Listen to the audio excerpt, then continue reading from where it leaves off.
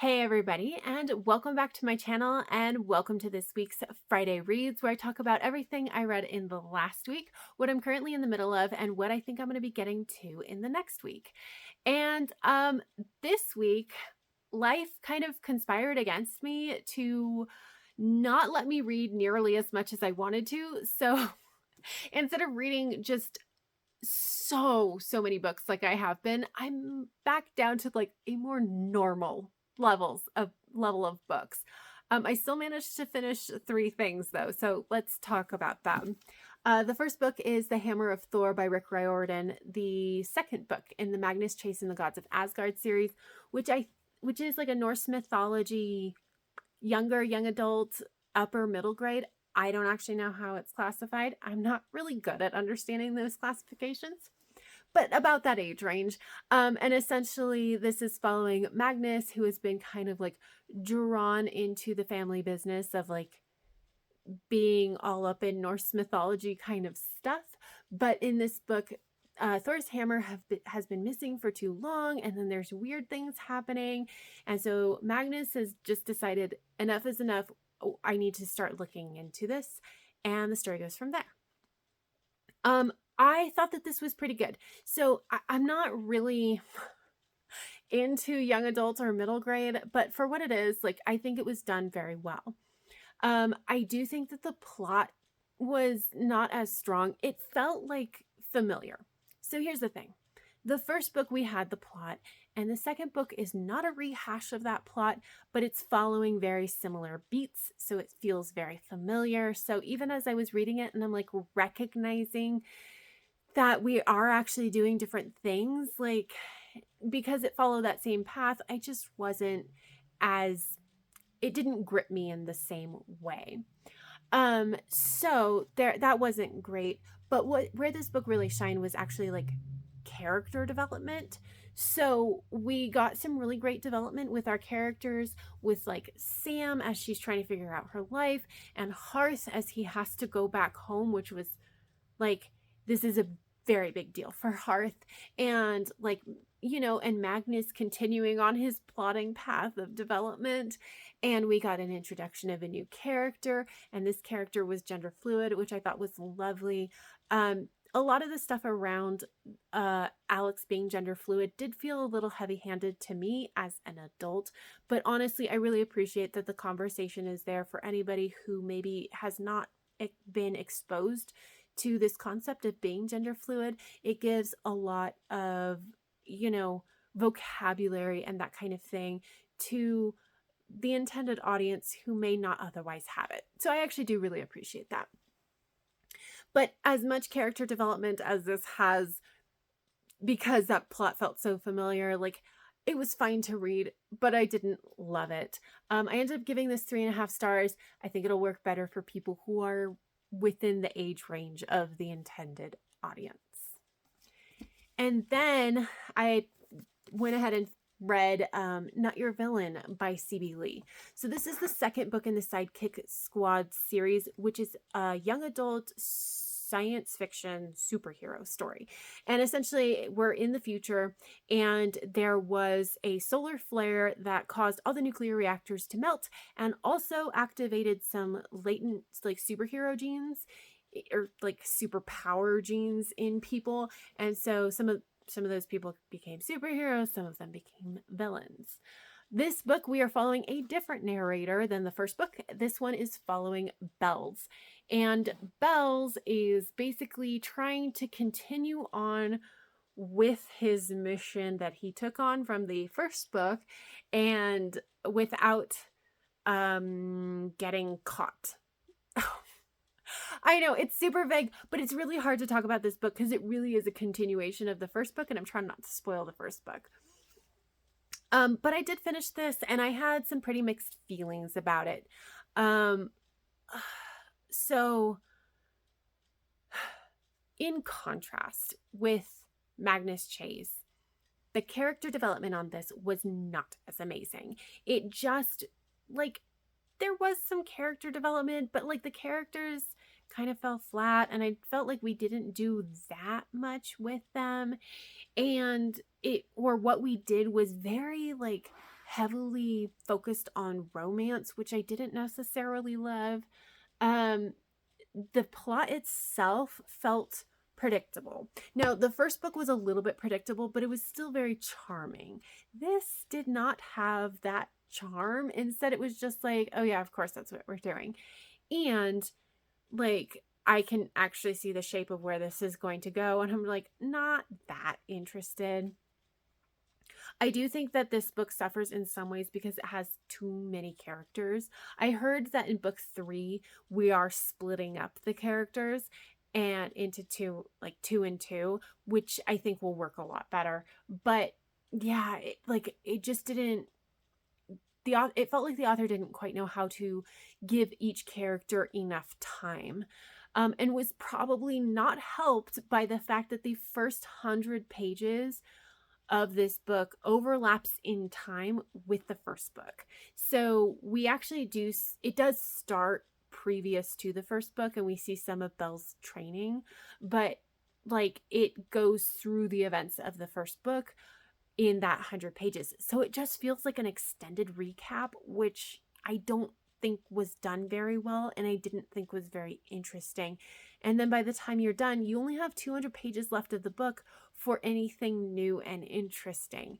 And so like, I just don't think it was done. It was executed very well. Like, I see what the author was, I think I know what they were trying to go for, but at the same time, I'm just like, I don't think you did a good job on it. So yeah, very, very mixed feelings. Even though I love this idea, it just didn't quite work for me. So I ended up giving it 3.25 stars, and I'm probably going to DNF the series because, like I said, I can actually see where we're going with the plot. I see where we're going with some of the character development, and I'm just not terribly interested in it. And then I also finished The Black God's Drums by P. Djeli Clark. This is like a young adult historical alternate history with fantasy kind of thing. But we're following our main character of Creeper, who overhears some interesting information that she thinks that she can trade for something that she wants, but then she kind of gets embroiled in this larger plot. Sorry, it's a novella. It's hard to sum up without actually spoiling anything. But essentially, that's essentially what we've got. And I think that there were so many good things about this, and I wanted to like, I didn't quite connect with it. And I really wanted to, because I could see how many of the things were done pretty well. So I think that the plot itself was fantastic. I think that Clark managed to have a self-contained plot that was satisfying, which is really hard to do in a novella. I really like this world. I thought it was really interesting. Sometimes the execution was not great because like, this is alternate history, and so sometimes some things would be thrown in as like characters are talking, and it's just confusing because it's just bits and pieces and we can't really put a full history together. And so like, I wasn't quite a fan of how that was done, even as I was just like, oh, this is really interesting and I would really like to know more. I thought the characters were fine. Like, in some ways they were very interesting. Some ways I didn't think they were very developed. I mean, they got the job done. I did have a harder time because personal problem. It's written in dialect. So like the dialogue is written in the dialect of the characters. So Creeper is she is from New Orleans, and the captain that she goes to is Haitian. And so I realized that I don't actually hear a voice in my head like talking. And so it's really difficult to parse out that dialect. So then I have to like read out loud. But I'm really excited that now I know this because I didn't really put it together before. And so going forward, when I have a book like this, I can kind of try to time it better so that I am reading it when I am not around other people so that I can read it out loud. But that did like, it kind of did interfere with me being able to connect with this story fully, but I still thought it was really done well, and so I gave it 4 stars. And that's everything that I finished in the last week. So moving into the things that I'm currently in the middle of. First up, we have Spelunking Through Hell by Shauna McGuire, the 11th book in the Encrypted series. So the Encrypted series is an adult urban fantasy series, and we are following like a family of cryptozoologists who study and like interact and sometimes kill the monsters in our world that we don't even know exist. This is following Alice, and Alice has been on a 50-year mission to try to find her husband. She is convinced that he's in another dimension, and she just has to go through all the different dimensions to see where he is.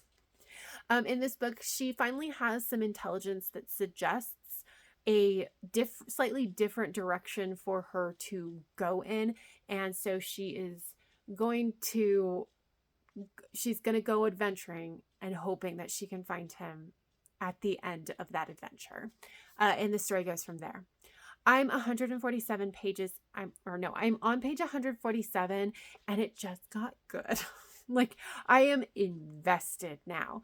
So before, it was actually really interesting because Alice is like up until this point, the first 10 books have been from the perspective of her grandkids, who have very interesting ideas about their grandmother. And so this is the first time we've seen it from an older generation's perspective, and it's really fascinating to see how she views herself, especially as she is kind of an unreliable narrator. So that was really interesting, but it wasn't quite gripping. But now we've gotten to like the really good stuff. I'm invested. I want to finish this book like right now. So yeah, very good. I am a little bit more than halfway through, and it's going really well. And then the other book that I'm in the middle of is Case Studies in Retrofitting Suburbia, Urban Design Strategies for Urgent Challenges by June Williamson and Ellen Denham Jones. This is a textbook.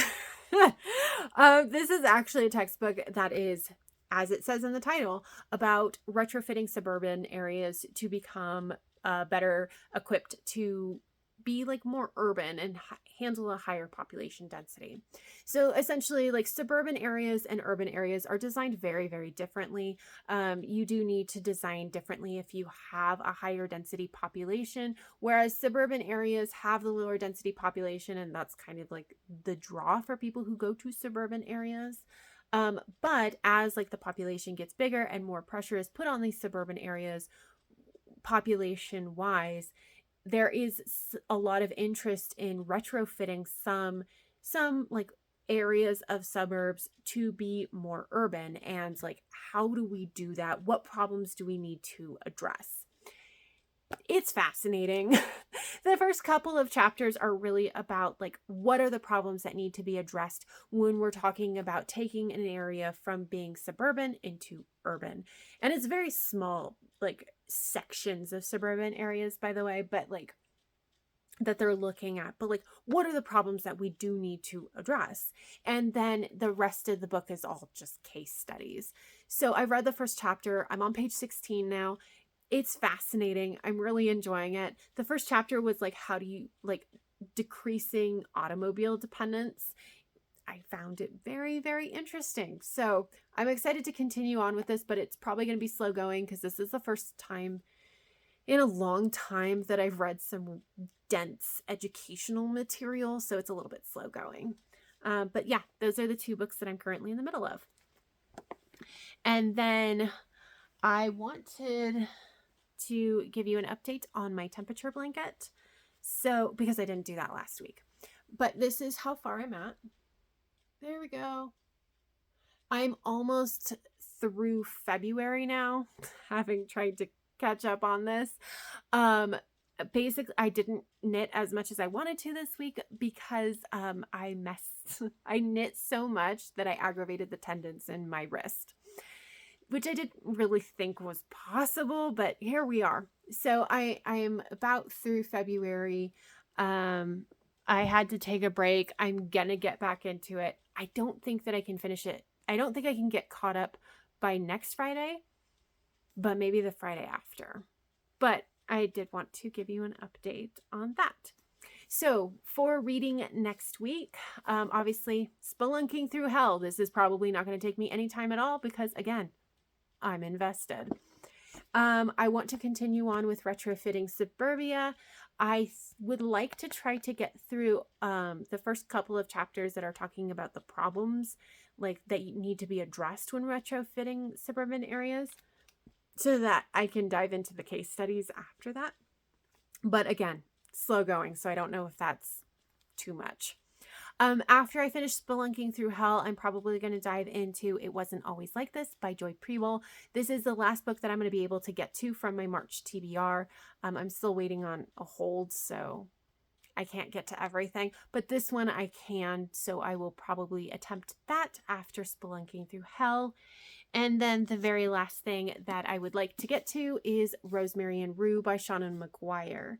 This is the first book in the October Day series, which my friend Julie has been going through, and now I'm like inspired. I want to reread this, and I want to get caught up with her so that yeah, I think that would be fun to be in about the same place. So that's the intent. We shall see how it goes though, because that feels like a lot, especially for as little time as I have had to read lately. But that is it. If you have any thoughts or feelings about any of the books that I talked about, or you want to let me know what you've been reading, leave me a comment down below. But that is all I have for this video. So if you liked it, please give it a thumbs up, subscribe if you want to, and until next time, have happy reading, and I will see you in my next video. Bye!